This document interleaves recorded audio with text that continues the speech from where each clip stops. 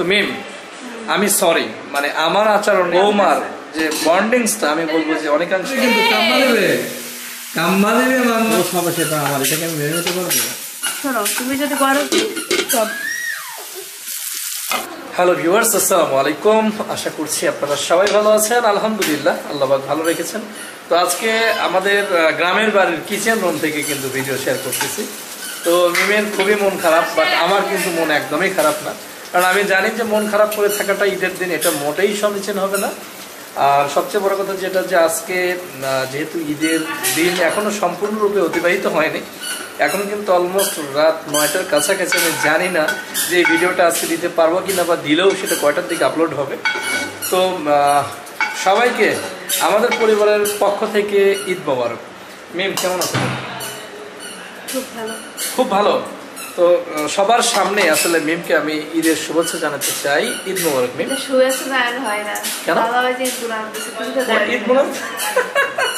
একটা কথা বলে রাখি, আজকে সত্যিকার অর্থে এই মিম এত বেশি মানে ঘুমে আচ্ছন্ন ছিল যে ওকে সালামি দেওয়ার যে সময়, সেই সময়টুকু কিন্তু আমি পাইনি। ওর মন খারাপ। কেন মন খারাপ এটা জানার চেষ্টা করতেছে অনেকক্ষণ যাবতই, বাট আমার কোনো কিছু বলতেছে না। তুমি একটু বলবা দয়া করে, যদি একটু বলতে সবার সামনে কি হয়েছে তোমার একটু বলো। ঈদের দিন কোথাও ঘুরতেও নিয়ে যাইনি, কিছুই করিনি, বাসায় সারাদিন আমরা বসে আছি। আর কিছু বলার আছে? আর কিছু বলার আছে? বাবা আপনি বলতেছে যে ওরে সালামি দেননি আপনি। আচ্ছা বাবার টাকা আমি খুব মিস করতেছি, বাবা আর দিল না। একটু একটা বিষয় হচ্ছে যে গত ঈদ পর্যন্ত আব্বা সবসময় সালামি যাই হোক যতটুকুই হোক 20 টাকা 30 টাকা 50 টাকা যখন যেটা পার্সে দিছে, বাট আজকে সালামের টাকা আমি পাইনি। তো মানে হাতে পাইনি। তো পরে আবার মিম বলছিল যে হয়তো দিছে, এখানে তখনই বলছি। আচ্ছা, কিন্তু তার দিনে সেটা প্রথমে ও মন খারাপ করে বলতেছিল।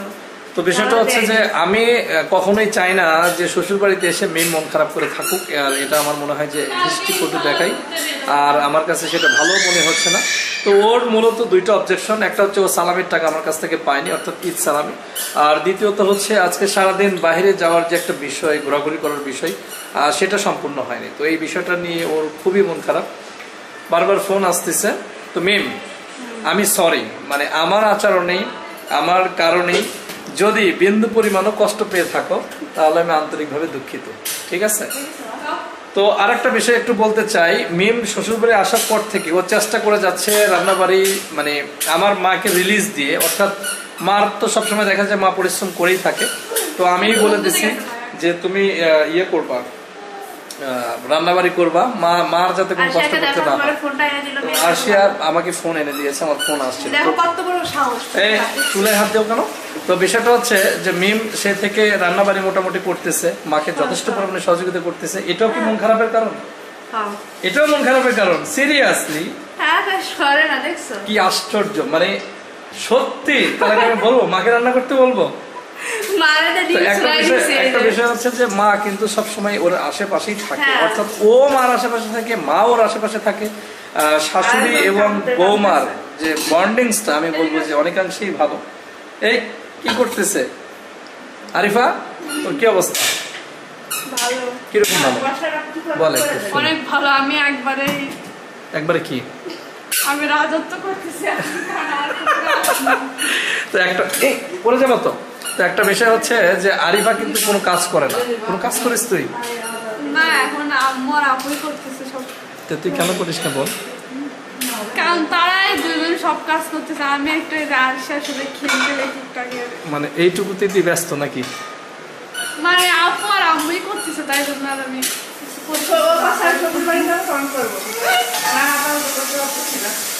আর আজকে মিম আপু ফর দ্য ফার্স্ট টাইম সেই 6টার সময় মনে উঠছিল, বলছে যে আমি আমার জীবনে কখনো এরকম সময় উঠিনি। পরে আমি বলতেছি শ্বশুর বাড়ি, তো এই জন্যই একটু অ্যাড করতে চাই। সকালবেলা যখন আব্বা ডাক দিচ্ছে, দরজা নক করছে, তা আমি ওকে বলছি তা আমি ওকে বলছি যে এক কাজ করো, ডাকতেছে তো রান্না টান্না করতে হবে, যাও। তো ও ওঠেনি, পরে আবার দেখছি যে উঠলো, উঠে চলে আসছে। আমি তারপরে ঘুমাইছি। এর মধ্যে আবার যেটা হয়েছে, আরশিয়া ওর মাকে না পেলে তার কোনো কিছু ভালো লাগে না, কিছুক্ষণ পরপরই কাঁদে। তো তারপরে সকালবেলা আজকে অনেক পরিশ্রম করছে, এই কারণে মনে হয় সারাদিন ব্যাপী ঘুমাইছিলি। তো এখানে দেখতেই পাচ্ছেন মিম কিন্তু ডিম বোনা করতেছে। না, এটা আসলে বিষয়টা হচ্ছে কি যে গ্রামের বাড়িতে নিজেদের মুরগি, হাঁসের ডিম, এটা একটা অন্যরকম বিষয়। 2 নম্বরে কোনো ছোঁয়া নাই, সব নিজেদের। তো এটা একটা আমি মনে করি পার্সোনালি এটা খুবই ভালো একটা বিষয়। আর এখানে মা এটা কি মা? আদা রসুন বাটা খুব কষ্ট হয়ে যাচ্ছে, কারণ এটা একেবারে ইয়ে হয় না, মনেই ছিল না। আজকে প্রথমবারের মতো বিদ্যুৎ চলে গেল বাড়িতে। আর এখন পর্যন্ত অন্ধকারের ভেতরে রান্না, বাচ্চারা খুব দ্রুত আইপিএসের ব্যবস্থা করার পরিকল্পনা হয়েছে। এই ওড়না গেছে, ওড়না ওইদিকে গেছে। ভালো, অনেক কষ্ট হয়ে যাচ্ছে না। হ্যাঁ, শ্বশুর বাড়িতে এসে রান্না, সকালবেলা ঘুম থেকে ওঠা, সারাদিন রান্না, কেমন মানে বিষয়টা কেমন? খুব সুন্দর, মজা। যারা এখন শ্বশুর বাড়ি যাওনি তাড়াতাড়ি চলে যাও, এটাই বলবো। তোমার শ্বশুর বাড়ি এসে কি মন খারাপ? না, মন খারাপ করো, তুমি ঘুরতে নিয়ে যাবে, কোথাও নিয়ে যাবে, এটাই। ওই কই গেছে? আমাদেরও দোষ ছিল, কারণ আমরাও ঘুমাইছি। তুমি ঘুমাবা, আবার দোষ হবে সেটা আমার, এটাকে আমি মেনে নিতে পারবো? শোনো, তুমি যদি গরজ দিতা তাহলে আমরা যাইতাম। মানে এমন সময় বলছে 5টার দিকে বলতেছে চলো যাবো, আবার বলতেছে রেডি যখন হব তখন বলতেছে যে আমি কিন্তু 1 ঘন্টার বেশি কিন্তু সময় নেই, দ্রুত রেডি হও। আমি এক জায়গায় যাবো, এত দ্রুত রেডি হওয়া যায়? সব মিলে যাই, ভীষণ মন খারাপ। বলে যে চলো চলো, পরে কাজের সময় আবার বলে দাঁড়া যায় না, রেডি যখন হই তখন বলে যাওয়া লাগবে না, এটাই বেশি কষ্ট। আমি সবসময় কিন্তু যাওয়ার জন্যই বলি মন খারাপ, ঈদের জন্য তোমার মন খারাপ, এটা কিন্তু আমি মেনে নিতে পারতেছি না। তুমি সবাইকে ঈদ মোবারক বলে দাও, আমার যারা ভিউয়ার্স আছে সবারই আশা করি ভালো কাটছে। আর কেমন কাটছে সেটা তো অবশ্যই যদি সম্ভব হয় কমেন্ট সেকশনে কমেন্ট করে জানাবেন। তো মিম, এখানে তুমি তো এটা ছাড়া কি আর কিছু আছে? ডিম ছাড়া বেগুন ভাজি করছি তো, আর এটার ভিতরে আছে ওই যে মাংসটা, সলিড আছে সব। এই যে দেখতে পাচ্ছেন আরশিয়া বিদ্যুৎ চলে গেছে, বাট ওর খুশির কোনো শেষ নেই। মামা মামা শোনো শোনো শোনো শোনো, আম্মু একটু শুনে যাও। মামা তুমি কেমন আছো? একটু বলো, তুমি কেমন আছো বলো। আরশিয়া, এই আম্মু এদিকে আসো, এদিকে আসো, এদিকে আসো, এখানে আসো। তোমার মাম্মাম কই? তোমার টুইঙ্কেল কই? টুইঙ্কেল, টুইঙ্কেল কোথায়? টুইঙ্কেল নিয়ে আসো, এখানে নিয়ে আসো, টুইঙ্কেল নিয়ে আসো দেখি। আম্মু, আরশিয়া এদিকে দেখো তো, এদিকে, এই যে আরশিয়া, আরশিয়া।